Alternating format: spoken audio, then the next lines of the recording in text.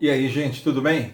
Vamos falar mais um pouquinho sobre natação e atividade física. Retomando aqui os vídeos, eu acreditava que nessa quarentena eu pudesse não só manter o ritmo de postagem dos meus vídeos, mas até aumentá-los, né?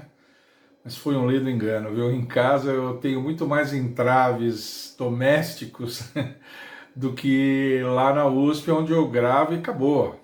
Espero encerrar as aulas do curso, gravo e acabou. Em casa aqui eu tenho mais entraves, às vezes chega o horário da noite assim, eu estou super cansado e... Bom, mas eu estou fazendo força para me manter em contato com vocês, fiquem tranquilos. Hoje eu gostaria de retomar os nossos vídeos falando de um assunto muito interessante. No vídeo passado, a pedido de uma inscrita aqui do nosso canal, eu fiz um vídeo falando sobre a montagem das séries eliminatórias, né? Não sei se foi um rapaz ou se foi uma moça, agora eu estou em dúvida.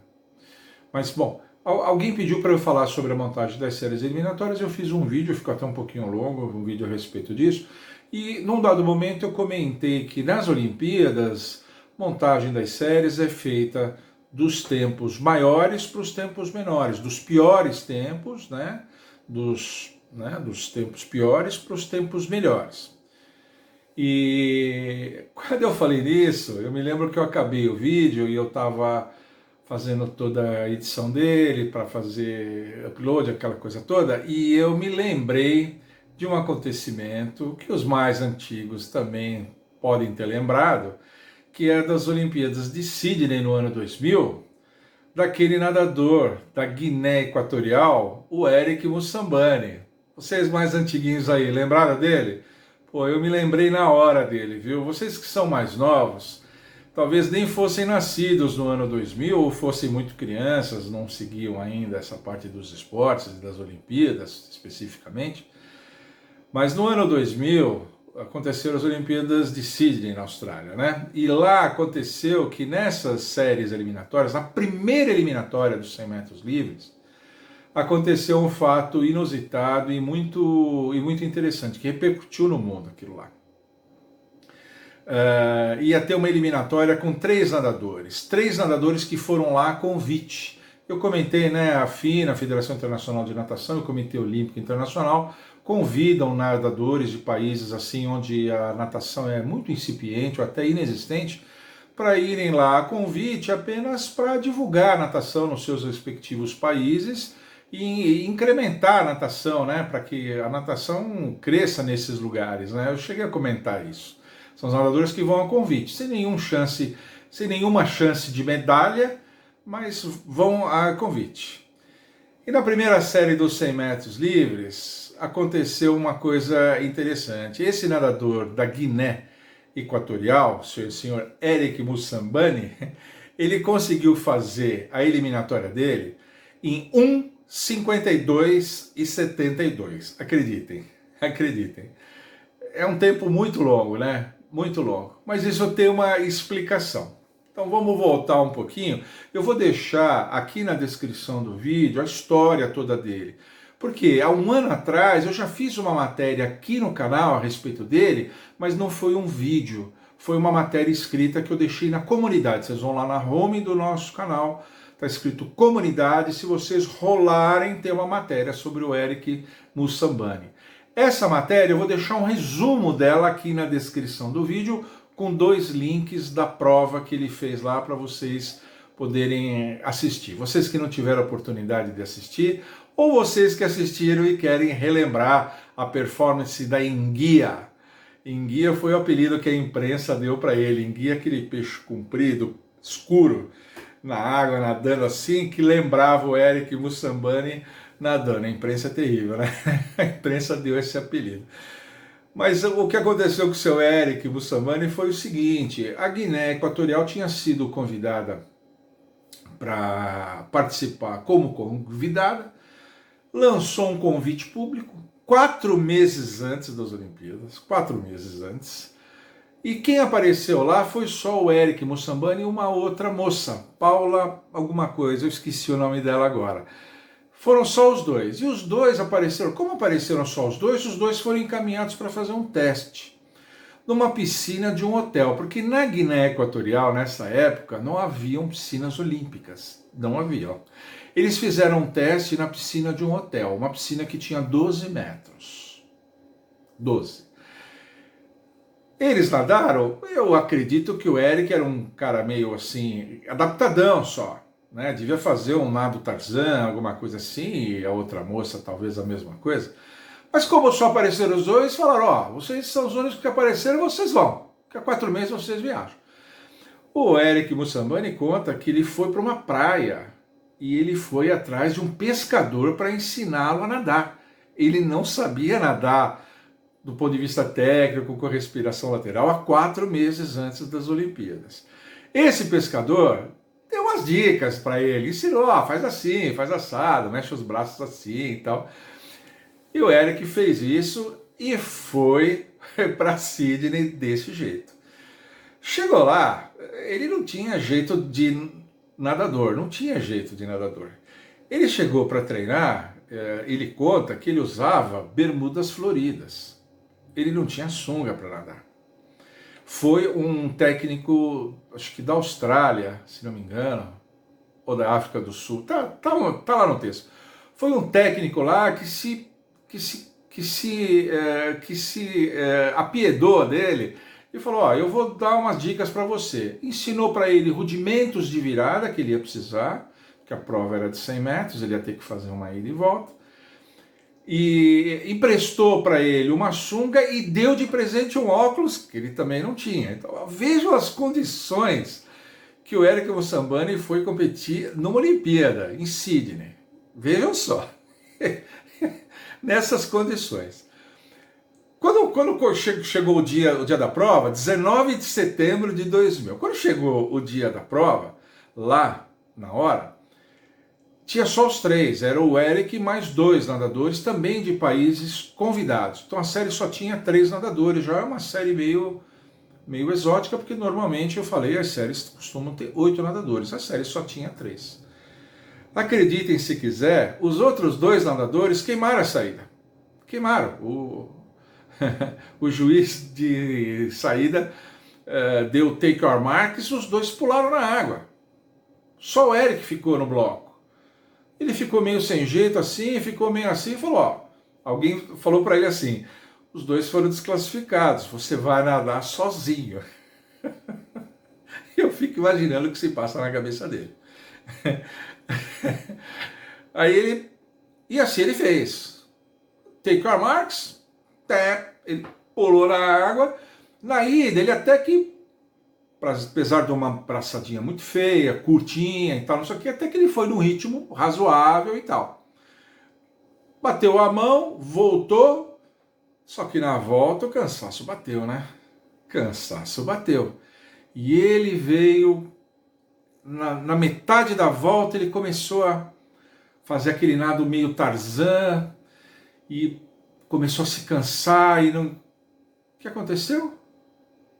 O público, um fenômeno, né? Aquele fenômeno que a gente já viu acontecer com a Gabrielle Anderson na maratona. O público levantou e aplaudiu, e vibrou com ele, vamos chegar, vamos chegar.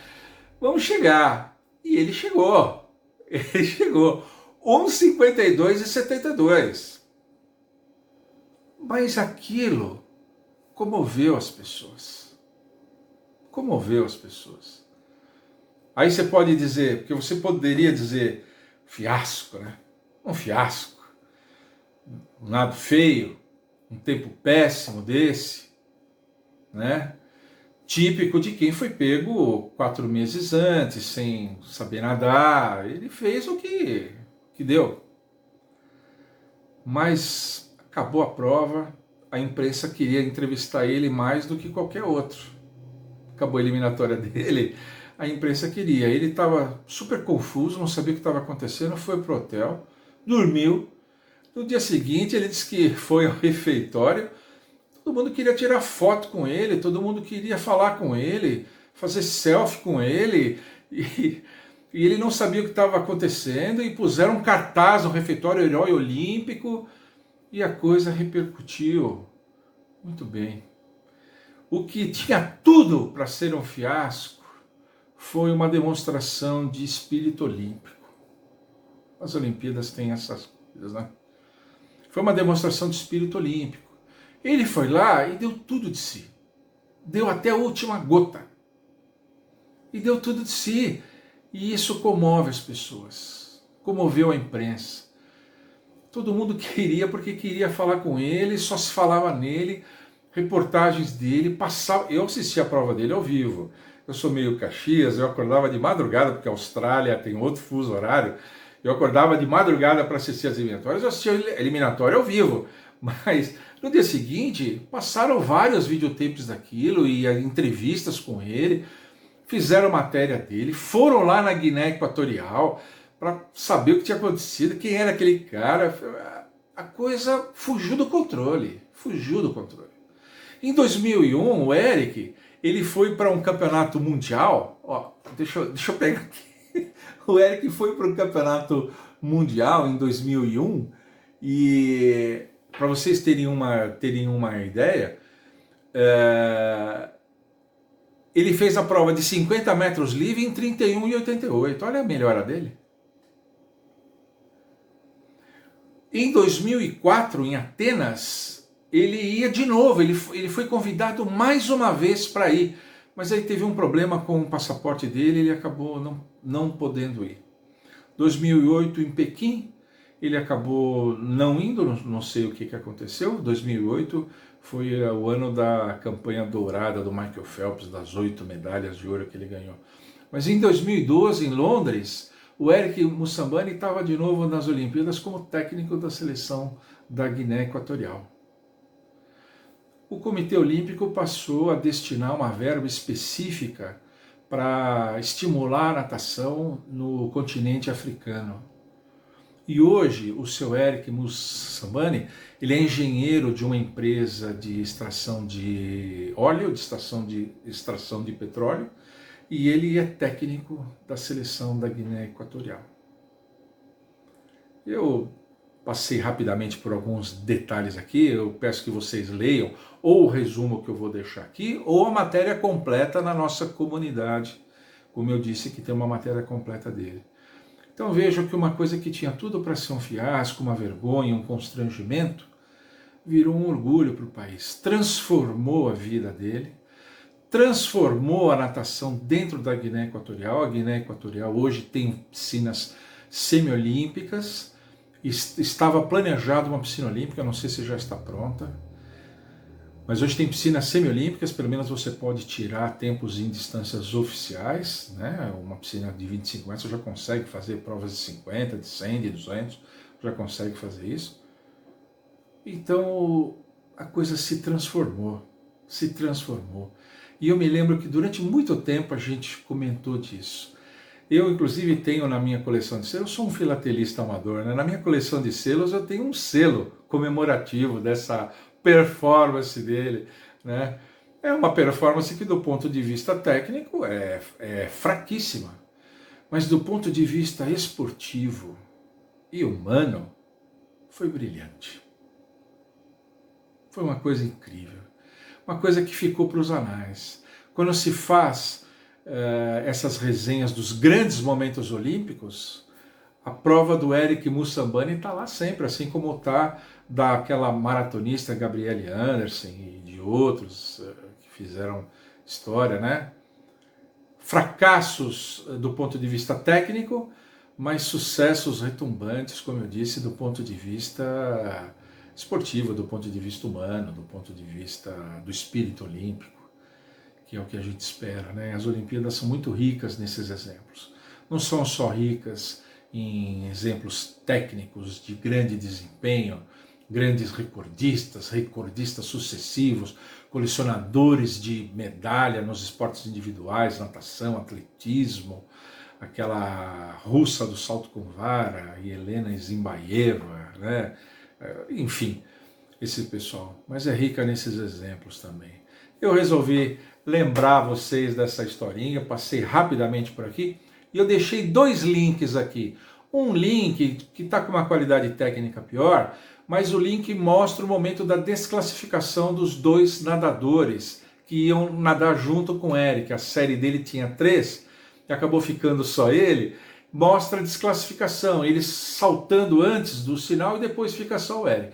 E depois, um vídeo com uma qualidade melhor, o Eric já nadando sozinho, ele teve que descer do bloco, o juiz deve ter dado a última forma, né, que a gente fala, e começou toda a saída de novo e ele nadou sozinho, para fazer essa performance que impressionou o mundo pelo espírito de participação e que comoveu e que resultou em coisas tão boas para a natação mundial, principalmente para a natação africana e a natação especificamente da Guiné Equatorial. Assistam lá que vocês vão gostar. Passei aqui só para dar esse toque para vocês, tá bom? Se você gostou, por favor, deixa um like aqui, se inscreva no canal se você ainda não é inscrito, divulguem o nosso canal, escrevam fazendo comentários. Você assistiu esse desempenho? O que você sentiu na hora? O que você achou na hora? Você se emocionou, se decepcionou, achou aquilo um absurdo? O que você achou?